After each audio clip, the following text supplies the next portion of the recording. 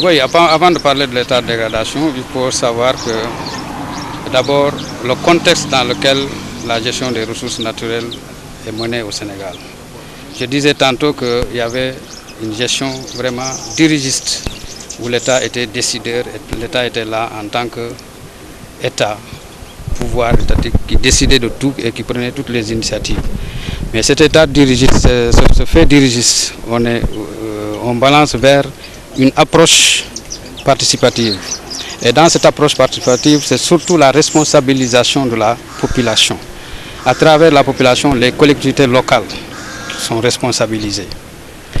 Et ça a donné naissance au transfert de certaines compétences en matière de gestion des ressources naturelles. C'est la loi 96-07 du 22 mars 1996 qui l'atteste. Et depuis lors, nous travaillons en partenariat avec l'ensemble des collectivités locales du département de Bignona. Le diagnostic, il est à l'image des forêts du Sénégal. Les forêts du département de Bignona, qui sont au nombre de 21 sur 30 au niveau régional et qui couvrent une superficie de 100 554 hectares avec un taux de classement de 19%, nos forêts subissent des agressions de partout. Des agressions qui viennent de partout. Mais le phénomène le plus marquant aujourd'hui, c'est au niveau de la frontière nord, où nous avons d'énormes difficultés avec le conflit qui a entraîné aujourd'hui créer des zones qui sont inaccessibles, et de cela les gens profitent pour trafiquer le bois vers la Gambie. Mais les efforts ont été faits, des efforts très très salutaires par l'État du Sénégal. Je veux nommer par exemple le fait que le président de la République ait décidé d'intégrer les forces de défense et de sécurité à la lutte contre le trafic du bois. Et cette intégration vraiment a porté ses fruits parce que nous avons une franche collaboration avec l'ensemble des forces de défense et de sécurité du département de Bignona. Mais aussi le recrutement de 200 forestiers. Bignona à lui seul a eu une affectation de 15 agents forestiers dans le département de Bignona cette année.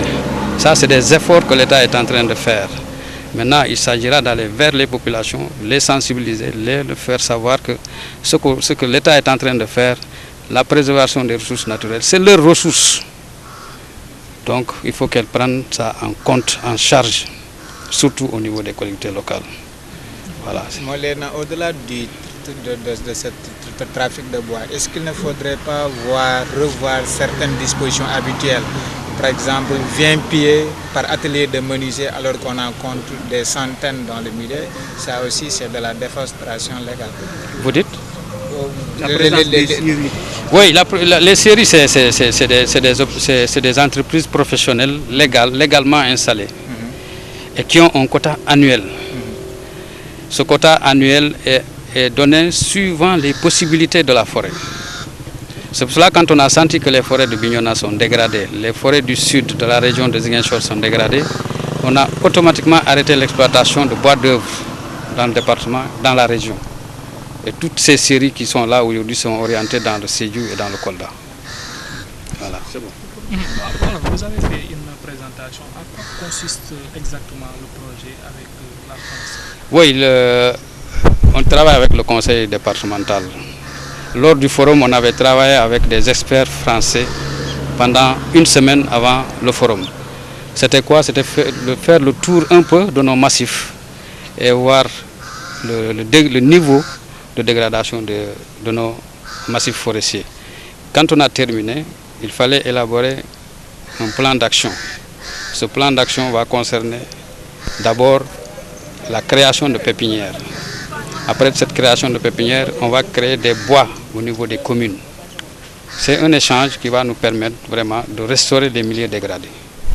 Et ça concerne combien de collectivités locales? Ça concerne 19 collectivités locales dans le département de Bignona. Mais aujourd'hui, on va travailler sur des collectivités locales qui sont engagées. Lesquelles? Pour le moment, le choix n'est pas fait.